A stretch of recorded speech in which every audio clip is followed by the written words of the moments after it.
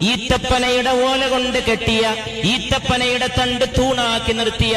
മഴ പെയ്താൽ ഞങ്ങളുടെ മസ്ജിദ് ചോർന്നൊലിക്കുമായിരുന്നുവെന്ന് സഹാബത്ത് രേഖപ്പെടുത്തിയ മസ്ജിദിൽ ഇരുന്നു കൊണ്ട് ലോകത്തിന്റെ പ്രവാചക തിരുമേനി മുസ്തഫ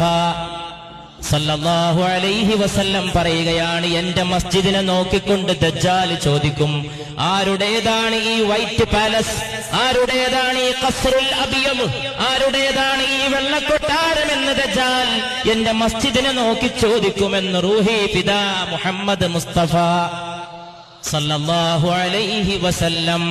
കൊല്ലങ്ങൾ കഴിഞ്ഞാൽ തന്റെ മസ്ജിദ് ഒരു കൊട്ടാരമായി മാറുമെന്ന്, അതിന്റെ നിർമ്മാണത്തിന് ലക്ഷോപലക്ഷം ഡോളർ ചെലവഴിക്കപ്പെടുമെന്ന്, അതിന് AC നിർവഹിക്കപ്പെടാൻ കിലോമീറ്ററുകൾക്കപ്പുറത്ത് എയർ കണ്ടീഷൻ പ്ലാന്റ് നിർമ്മിക്കപ്പെടുമെന്ന്, അതിനകത്തൊരൊന്നാന്തരം ഗ്രന്ഥശാല പ്രവർത്തനം ആരംഭിക്കുമെന്ന്, അതിന്റെ ചോട്ടിൽ ആയിരക്കണക്കിന് വാഹനങ്ങൾ പാർക്ക് ചെയ്യുന്ന സൗകര്യങ്ങൾ നിർമ്മിക്കപ്പെടുമെന്ന്,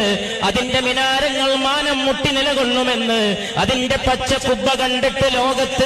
ലക്ഷോപലക്ഷം കണ്ണുനീര് പൊഴിക്കുമെന്ന് 1500 വർഷങ്ങൾക്ക് മുമ്പ് അവിടുന്ന് ദീർഘദർശനം ചെയ്തു സല്ലല്ലാഹു അലൈഹി വസല്ലം. ഈത്തപ്പനയുടെ ഓല കൊണ്ട് കെട്ടിയ, ഈത്തപ്പനയുടെ തണ്ട് തൂണാക്കി നിർത്തിയ, മഴ പെയ്താൽ ഞങ്ങളുടെ മസ്ജിദ് ചോർന്നൊലിക്കുമായി